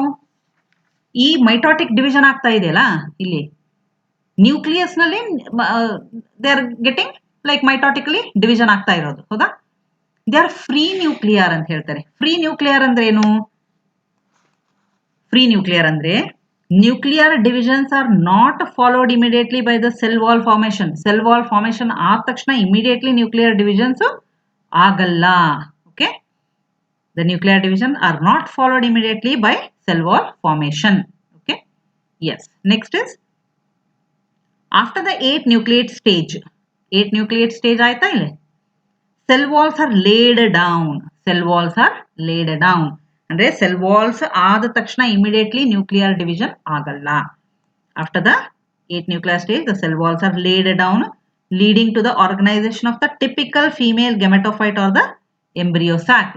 So ಈಗೇನಾಯ್ತು ಇಲ್ಲಿ typical embryo sac form ಆಯ್ತು, ಅಂದ್ರೆ wall form ಆಯ್ತು. ಹೌದಾ? Yes, typical female gametophyte or the embryo sac form ಆಯ್ತು. Yes, so illino you can see the embryo sac formation. 6 of the 8 nuclei are surrounded by cell walls. Okay, 8 ಆಯ್ತಾ ಈಗಿಲ್ಲಿ? See here 8 ಇದೆ. Okay, ಅದರಲ್ಲಿಂದ 6 ಅಂತ ಹೇಳ್ತಿದ್ದಾರೆ. Okay, 6 of the 8 nuclei are surrounded by cell walls. ಅಂದ್ರೆ 1, 2, 3 ಈ 3 plus 1, 2, 3 ಈ 3. These are surrounded by cell walls and organized into cells. Okay, they are surrounded by the cell walls and they are organized into the cells. E ಮೂರು cell walls ಗೆ ಅಂದ್ರೆ they are covered by or they are surrounded by cell walls. Okay, the remaining two nuclei called as the polar nuclei. This one. Okay, in this picture you can see here, isn't it? They are enclosed by the cell walls. ಇಲ್ಲಿ ಕೂಡ cell walls ಆಗಿ they are enclosed, they are surrounded. The remaining two nuclei called as the polar nuclei are situated below the egg. Okay, so these are the two polar nuclei. These are the two polar nuclei which are below the egg, situated below the egg. Egg idu. Okay, yes. Egg apparatus in the large central cell. Idu large central cell. You can see here. Large central cell ide. They are just present below the egg. Isn't it? Egg apparatus ಏನಿದೆ ಇಲ್ಲಿ, egg apparatus ಕೆಳಗಡೆನೆ. ಇಲ್ಲಿ ನೋಡಿ, ಇಲ್ಲಿ ನಿಮಗೆ ಒಂದು ಸ್ವಲ್ಪ confusion ಆಗುತ್ತೆ. ಇಲ್ಲಿ ಎಗ್ ಇದೆ, ಇದು ಇಲ್ಲಿ ಎಗ್ apparatus ಇದು. Egg apparatus. ಇಲ್ಲಿ ಬಿಲೋ ಇಲ್ಲ, it is above, showing above, isn't it? But ಈ ಫಿಗರ್ ಕಂಪ್ಲೀಟ್ಲಿನ ಟಿಲ್ಟ್ ಮಾಡಿಬಿಟ್ಟಿದ್ದಾರೆ ಇದನ್ನ, ಹೌದಾ? So here C it was, ಇಲ್ಲಿ ಮೈಕ್ರೋಪೈಲರ್ ಎಂಡ್ ಇಲ್ಲಿ ಹೋಗ್ಬಿಟ್ಟಿದೆ, ಚಲಾಜಲ್ ಎಂಡ್ ಇಲ್ಲಿ ಬಂದ್ಬಿಟ್ಟಿದೆ. ಅಂದ್ರೆ ಇಲ್ಲಿರೋ ಚಲಾಜಲ್ ಎಂಡ್ ಇಲ್ಲಿ ಮೇಲೆ ಹೋಗಿದೆ. ಅಂದ್ರೆ you just tilt the picture and see. Okay, ಅವಾಗ ಏನ್ ಅನ್ಸುತ್ತೆ ಅಂದ್ರೆ ಆಕ್ಚುಯಲ್ ಪಿಕ್ಚರ್ ಇದೆ, ಪ್ಲಾಂಟ್ ನಲ್ಲಿ ಇರೋದು ಇದೇ ತರ ಇರುತ್ತೆ. ಅಂದ್ರೆ ಬಿಲೋನೇ ಬರಬೇಕು, ಎಗ್ ಅಪಾರಟಸ್ ಬಿಲೋನೇ you have to have the central cell, polar nuclei ಇರಬೇಕು. ಈ ಫಿಗರ್ನ ಸ್ವಲ್ಪ ಅಂದ್ರೆ ಇದು ಮೈಕ್ರೋಪೈಲರ್ ಎಂಡ್ ಎಲ್ಲ ತೋರಿಸೋಕೆ they have just shown. Okay, yeah, right. Now you can see, okay, central cell, egg apparatus idu, just below the egg apparatus you can see the polar nuclei. Okay, yes. Okay, this also is very important, children, for board exam. Okay, now we'll see the distribution of the cells within the embryo sac. Okay, 3 cells are grouped together at the micropylar end. 3 cells, see here, which is the micropylar end now? This is the micropylar end. 3 cells are grouped together at the micropylar end and constitutes the egg apparatus. This whole thing is called as the egg apparatus. Okay, ಇಲ್ಲಿ ಏನೇನಿದೆ? 3 cells ಇದೆ. Yes, 3 cells are grouped together at the micropylar end and constitutes the egg apparatus. The egg apparatus consists of 2 synergids. See here, this one is synergid, this one is a synergid, this one is a synergid. ಹೌದಾ? So this one and this one is a synergid. Okay, and one egg cell. Idu ಒಂದು egg cell. Okay, yeah. The synergids have special circular thickening. Synergids have special circular thickening. Circular thickening ಇದೆ ಇಲ್ಲಿ. Okay, they are thick at the micropylar tip called as the filiform apparatus. Okay, ಇಲ್ಲಿ filiform apparatus ಇದೆ. Okay, the synergids have special circular thickening at the micropylar tip called as the filiform apparatus. Filiform apparatus plays an important role in guiding the pollen tubes into the synergids. ನಾವು ಅಲ್ಲಿ ನೋಡಿದ್ವಿ, ಹೌದಾ? ಮೈಕ್ರೋಪೈಲರ್ ಎಂಡಿಗೆ ಇಂಟಿಗ್ಯುಮೆಂಟ್ಸ್ ಇಲ್ಲ ಅಂತ ಹೇಳಿ. Okay, ಯಾಕೆ integuments ಇರಲ್ಲ? ಯಾಕಂದ್ರೆ it contains a filiform apparatus there. The filiform apparatus plays an important role in guiding the in guiding the pollen tubes into the synergids. ಇಲ್ಲಿಂದ ಒಳಗಡೆ pollen tube ಹೋಗುತ್ತೆ. ಓಕೆ, ಪಾಲಿನೇಷನ್ ಓದಿರ್ತೀರಾ, ಹೌದಾ? ಪಾಲಿನೇಷನ್ ಓದಿರ ಯಾವ ತರ ಆಗತ್ತೆ. ಓಕೆ, ಸೊ ಇಲ್ಲಿಂದ pollen tube form ಆಗ್ಬಿಟ್ಟು ಒಳಗಡೆ ಹೋಗುತ್ತೆ ಪೋಲನ್ ಗ್ರೈನ್ಸ್. ಎಸ್, ಯಾಕಂದ್ರೆ ಪೋಲನ್ ಗ್ರೈನ್ಸ್ ಮೂವ್ ಆಗಲ್ಲ, isn't it? So in a flowering plant, male as well as the female gametes, they are immobile, isn't it? They cannot move. Male gamete ಕೂಡ move ಆಗಲ್ಲ, female gamete ಕೂಡ move ಆಗಲ್ಲ. Ovules ಎಲ್ಲಿರ್ತದೆ ಅಲ್ಲೇ ಇರ್ತದೆ, egg ಎಲ್ಲಿರ್ತದೆ ಅಲ್ಲೇ ಇರ್ತದೆ, ಎಗ್ ಹೋಗಲ್ಲ. ಅದನ್ನ ಫಸ್ಟ್ ಚಾಪ್ಟರ್ ನಲ್ಲಿ ನೋಡಿದ್ವಿ ನಾವು, ಹೌದಾ? And male gamete also, okay, the pollen grains also ತಾವೇ ಹೋಗಲ್ಲ, isn't it? Yes, pollen tube ಮಾಡ್ಕೊಳ್ಳುತ್ತೆ. ಪೋಲನ್ ಟ್ಯೂಬ್ ಇಂದ ಸ್ಟೈಲ್ ಇಂದ ಹೋಗ್ಬಿಟ್ಟು they enter into the through the synergids. Okay, filiform apparatus ಇಂದ ಒಳಗಡೆ ಎಂಟರ್ ಆಗುತ್ತೆ. ಸೊ ಇಲ್ಲಿ ಪೋಲನ್ ಟ್ಯೂಬ್ ಎಂಟರ್ ಆಗಿಬಿಡುತ್ತೆ. ಪೋಲನ್ ಟ್ಯೂಬ್ ಇಂದ ಪೋಲನ್ ಗ್ರೇನ್ಸ್ ಎಂಟರ್ ಆಗುತ್ತೆ. Okay,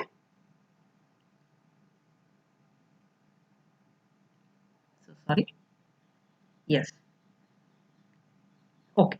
3 cells are at the chalazal end and are called as the antipodals. Okay, so this is a chalazal end. ಅಲ್ಲಿ basal end ಅಂತ ನೋಡಿದ್ವಲ್ಲ ನಾವು, ಹೌದಾ? So 3 ಅಂದ್ರೆ ಇಲ್ಲಿ, this is a chalazal end. Yes, 3 cells are at the chalazal end and are called as the antipodals. Okay, antipodals ಅಂತಾರೆ ಇದಕ್ಕೆ. Okay, the large central cell has 2 polar nuclei. They have 2 polar nuclei. The large central cell has 2 polar nuclei. Thus, a typical angiosperm embryo sac, okay, at maturity, though 8 nucleated, is 7-celled. Okay, though 8 nucleated, ಇಲ್ಲಿ ನೋಡಿದ್ರಿ ಹೌದಾ? They are 8 nucleated, but they are 7-celled, isn't it? Okay,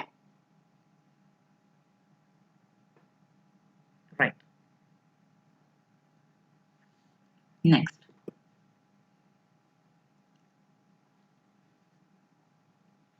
where we were?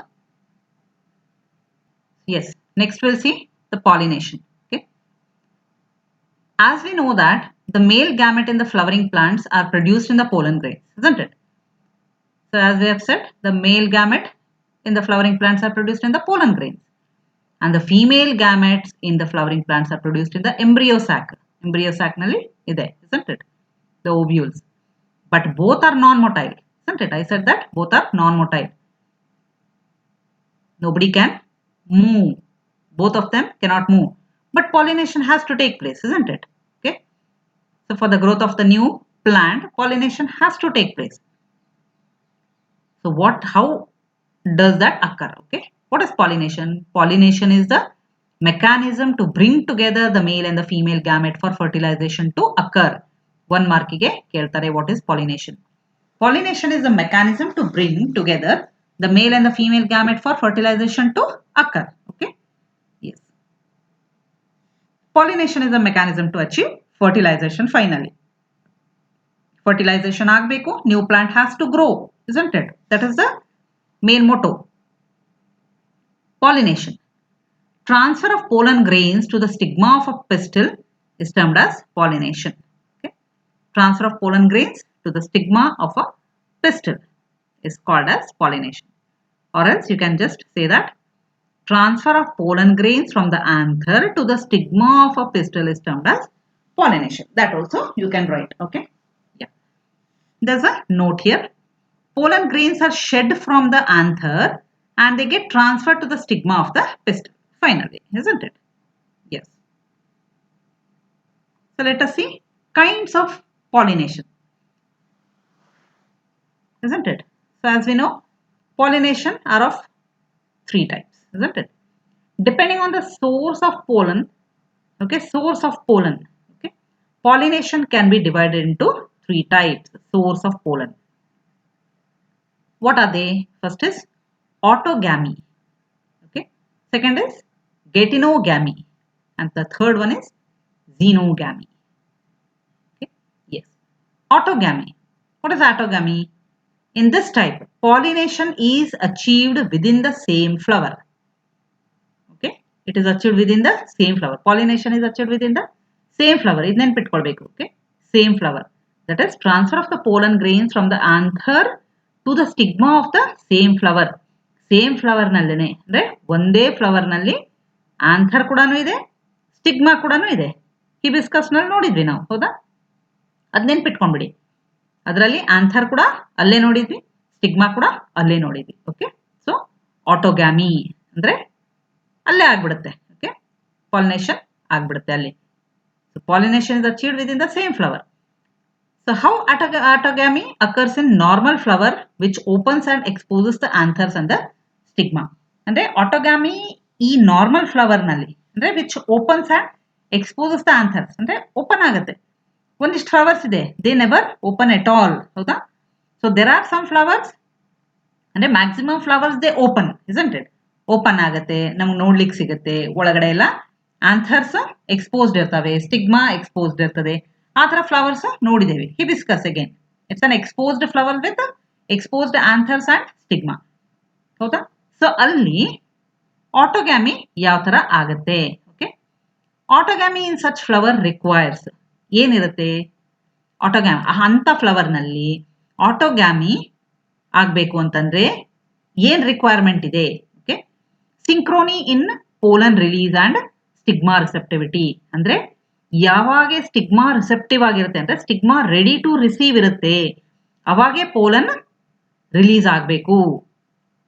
ಅಥವಾ ಯಾವಾಗ pollen release ಆಗಿದೆ ಅವಾಗೆ stigma should take it. Okay, it has to receive it. ಅದೇ stigma receptivity. ಈಗ pollen release ಆಗ್ಬಿಟ್ಟಿದೆ ಬಟ್ ಸ್ಟಿಗ್ಮಾ ರಿಸೀವ್ ಮಾಡ್ಕೊಳ್ಳಿಕ್ಕೆ ಆಗ್ತಾ ಇಲ್ಲ ಅಂತಂದಾಗೆ ಆಗಲ್ಲ.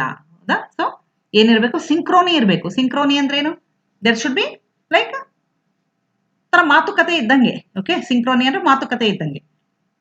ನೀನು ಪೋಲನ್ ರಿಲೀಸ್ ಮಾಡು, ನಾನು ಸ್ಟಿಗ್ಮಾ ನಾನು ಅದನ್ನ ರಿಸೀವ್ ಮಾಡ್ಕೋತೀನಿ ಅನ್ನೋ ತರ ಸಿಂಕ್ರೋನಿ ಇರಬೇಕು. Okay, second, the anthers and the stigma should lie close to each other so that self pollination can occur. Okay, stigma ಮತ್ತೆ anther ಎರಡು ಜೊತೆಗಿರಬೇಕು. They should lie very close to each other. Hibiscus again, just remember hibiscus. Okay, ಅಲ್ಲಿ self pollination can occur. Okay, in some of the plants like viola, that is common pansy, oxalis and commelina, it produces two types of flowers.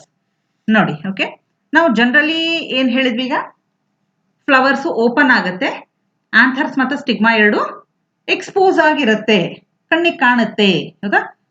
ಅಲ್ಲೆಲ್ಲ ಯಾವ ತರ? ಎರಡು common things. ಒಂದು synchrony in pollen release, stigma receptivity. Anthers and stigma should lie close to each other. ಇವೆರಡು requirement ಬೇಕು. ಹೌದಾ? Next, some uncommon plants ಇದೆ. ವಿಯೋಲಾ, ಒಕ್ಸಾಲಿಸ್, ಕೊಮೆಲಿನಾ, ಇದೆಲ್ಲ ಪ್ಲಾಂಟ್ಸ್ ಅಲ್ಲಿ there are two types of flowers. Okay, ಒಂದು ಚಾಸ್ಮೋಗ್ಯಾಮಸ್ ಫ್ಲವರ್ಸ್, ಇನ್ನೊಂದು cleistogamous flowers ಅಂತ. there are two varieties of flowers. Chasmogamous flowers ಅಂದ್ರೆ ಏನು?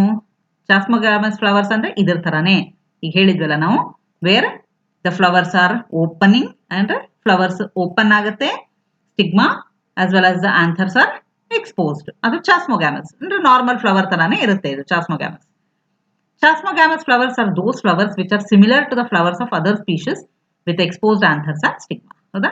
ಇದು ಕೊಡ್ತಾರೆ 3 ಮಾರ್ಕ್ಸ್ಗೆ ನಿಮಗೆ ಚಾಸ್ಮೋಗ್ಯಾಮಸ್, ಅಥವಾ 2 ಮಾರ್ಕ್ಸ್ಗೆ chasmogamous as well as cleistogamous differentiate ಮಾಡಿ ಅಂತ ಕೊಡ್ತಾರೆ. Okay, chasmogamous flowers are those flowers which are similar to the flowers of the other species with exposed anthers and stigma. ಈಗಾಗಲೇ ಓದಿದ್ವಲ್ಲ ನಾವು ಆಟೋಗ್ಯಾಮಿ ಒಳಗೆ, ಅದೇ ತರ.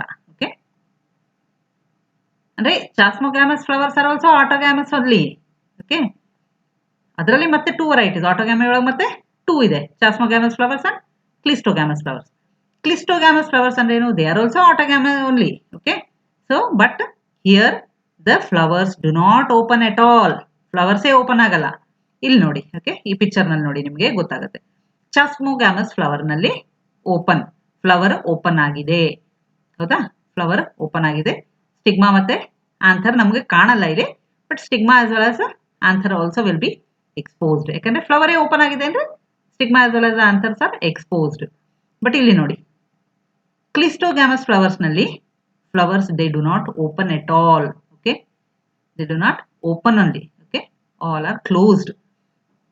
S, which do not open at all. In such flower, the anthers and the stigma lie close to each other. So, in the condition alli, they lie close to each other. ಹೌದಾ? So ಅಲ್ಲಿ autogamy is guaranteed, it is sure. ಹೌದಾ? ಯಾಕಂದ್ರೆ anthers ಮತ್ತೆ stigma they lie very close to each other, so autogamy is 100% sure. Why are cleistogamous flower invariably autogamous ಅಂತ ಹೇಳ್ತೀವಿ? ಹೌದಾ? ಯಾಕೆ? They are invariably ಆಟೋಗ್ಯಾಮಸ್ ಅಂದ್ರೆ ದೇ ಆರ್ ಆಟೋಗ್ಯಾಮಸ್ ಓನ್ಲಿ, ಬೇರೆ ಆಗ್ಲಿಕ್ಕೆ ಚಾನ್ಸೇ ಇಲ್ಲ. Clistogamous flowers. Clistogamous flowers do not open at all. Okay, they do not open at all. Hence, in such flowers, the anthers and the stigma lie close to each other, isn't it? When anthers dehisce in the flower bud, anthers break open ಆಯ್ತು. Okay, in the flower bud, ಏನಾಗುತ್ತೆ ಅವಾಗ? pollen grains come in contact with the stigma. ಬೇರೆ ದಾರಿ ಇಲ್ಲ, because it has to come in contact with the same stigma only. to affect the pollination. It doesn't have any other stigma. Okay, you can say stigma also cannot go out, pollen grains also cannot go out, isn't it? Yeah, they are not exposed, I mean to say. Thus clistogamous flowers are invariably autogamous. ಇದನ್ನ ಕೇಳಿದ್ರು ಕೇಳಬಹುದು 2 marks ಗೆ. They may ask for 3 marks ಕೂಡ ಕೇಳಬಹುದು. As there is no chance of cross pollen landing on the stigma. Cross pollination ಇಲ್ಲ. Cross pollination ಅಂದ್ರೆ ಏನು? ಈಗ ಫ್ಲವರ್ ಓಪನ್ ಆಯಿತು, ಆಂಥರ್ ಮತ್ತೆ ಸ್ಟಿಗ್ಮಾ ಎರಡು ಎಕ್ಸ್ಪೋಸ್ ಆಯಿತು. ಓಕೆ, ಆ ಟೈಮ್ನಲ್ಲಿ ಸೇಮ್ ಫ್ಲವರ್ ಅದು ಬಂತಂದ್ರೆ ಸೆಲ್ಫ್ ಪಾಲಿನೇಷನ್, ಹೌದಾ? ಬೇರೆ ಪ್ಲಾಂಟ್ ಅದ್ದು ಪೋಲನ್ ಗ್ರೇನ್ಸ್ ಬಂದು ಸ್ಟಿಗ್ಮಾ ಮೇಲೆ ಲ್ಯಾಂಡ್ ಆಯ್ತಂದ್ರೆ that is called cross pollination. Okay, so cleistogamous flower ನಲ್ಲಿ ಆ ಚಾನ್ಸೇ ಇಲ್ಲ, ಕ್ರಾಸ್ ಪಾಲಿನೇಷನ್ ಆಗೋ ಚಾನ್ಸೇ ಇಲ್ಲ. ಯಾಕಂದ್ರೆ the flowers do not open at all, stigma is not exposed, the anthers are also not exposed. First thing is the stigma are not exposed. Okay, yes, note ide ಒಂದು ನೋಡೋಣ. Clistogamous flowers produce assured seed set. Okay, assurance ಇದೆ seed set ಅಂದ್ರೆ ಇದೇ ತರ plant ನೇ ಬರುತ್ತೆ ಅಂದ್ರೆ no chance of cross pollination. Clistogamous flowers produce same, that is assured seed set even in the absence of the pollinators. Guarantee seed set seed ಆಗೇ ಆಗುತ್ತೆ ಅಂತ ಗ್ಯಾರಂಟಿ ಇರುತ್ತೆ. ಓಕೆ, ಯಾಕಂದ್ರೆ ಪೋಲನ್ ಗ್ರೇನ್ಸ್ ಎಲ್ಲೂ ಹೊರಗಡೆ ಹೋಗ್ಲಿಕ್ಕೆ ಚಾನ್ಸ್ ಇಲ್ಲ. Yes, next is geitonogamy. Getinogamy is the transfer of pollen grains from the anther to the stigma of the another flower of the same plant. See here, okay, it is transfer of pollen grains from anther ಅಂದ್ರೆ male. Okay, that is the pollen grains from the anther to the stigma, that is a female. Anther to the stigma of another flower of the same plant. ಅದೇ plant ಅದು ಇನ್ನೊಂದು ಫ್ಲವರಿಗೆ pollen grains transfer ಆಗೋದು. ಓಕೆ, ಎಸ್, that is called as getinogamy. Although getinogamy is functionally cross pollination, ಇದು one form of cross pollination. ಯಾಕಂದ್ರೆ self pollination ಅಲ್ಲ, ಸೇಮ್ ಪ್ಲಾಂಟೇ ಬಟ್ ಅನದರ್ ಫ್ಲವರಿಗೆ ಹೋಗ್ಬಿಟ್ಟು ಸ್ಟಿಗ್ಮಾ ಮೇಲೆ ಪಾಲಿನೇಷನ್ ಆಗೋದು. That is called as cross pollination involving a pollinating agent. ಅಂದ್ರೆ wind ಆಗ್ಬೋದು, ಓಕೆ, ಅಥವಾ ಯಾವ್ದಾದ್ರು bee, insects. Okay, genetically it is similar to autogamy ಥರಾನೇ ಇದು ಕೂಡ, ಯಾಕಂದ್ರೆ plant is same, isn't it? Since the pollen grains come from the same plant ಇಂದನೇ ಬರ್ತಾ ಇರೋದು, isn't it? So the pollen grains are coming from the same plant, so it is one type of autogamy itself, but the flower is different, isn't it? So it is called as cross pollination. It is functionally cross pollination. Xenogamy ಅಂದ್ರೆ ಏನು? Xenogamy is the transfer of pollen grains from anther to the stigma of different plant only. Okay, xenogamy is the transfer of pollen grains from the anther to the stigma of the different plant. ಅಂದ್ರೆ ಇಲ್ಲಿ plant change, ಒಂದು plant ಅದ pollen grains ಇನ್ನೊಂದು plant ಅದ ಸ್ಟಿಗ್ಮಾಗೆ ಹೋಗ್ಬಿಟ್ಟು pollination ಆಗೋದು ಝೀನೋಗ್ಯಾಮಿ. ಇಲ್ಲೇ autogamy ಚಾನ್ಸೇ ಇಲ್ಲ, isn't it? Yes, xenogamy is the only type of pollination which during pollination brings a genetically different type of pollen grains to the stigma, isn't it? It brings a genetically different type of pollen grain to the stigma. ಇಲ್ಲಿ ಆ ಥರ ಅಲ್ಲ. Okay, ಇಲ್ಲಿ genetically it is same plant Ane but the flower is different, ಅದಕ್ಕೆ cross pollination. ಇಲ್ಲಿ genetically different type of pollen grain. So ಕೇಳ್ಬೋದು, 1 mark ಕೇಳ್ಬೋದು, which is the type of pollination in which genetically different type of pollen grains are brought to the stigma. It is the xenogamy. Okay, yes. Next, agents of pollination. What are the agents of pollination? See here, plants use 2 abiotic as well as 1 biotic agents. Agents ಅಂದ್ರೆ ಏನು? pollen grains ಅನ್ನ ತಗೊಂಡು ಹೋಗೋದು. Okay, I said that pollen grains ತಾವೇ ಹೋಗಲ್ಲ, move ಆಗಲ್ಲ. They need some agent, isn't it? And ovule ಅಂತೂ they are non-motile only, isn't it? Yes. So here the agents here will be 2 abiotic ನಲ್ಲಿ ಯಾವ್ಯಾವುದು? Wind, water.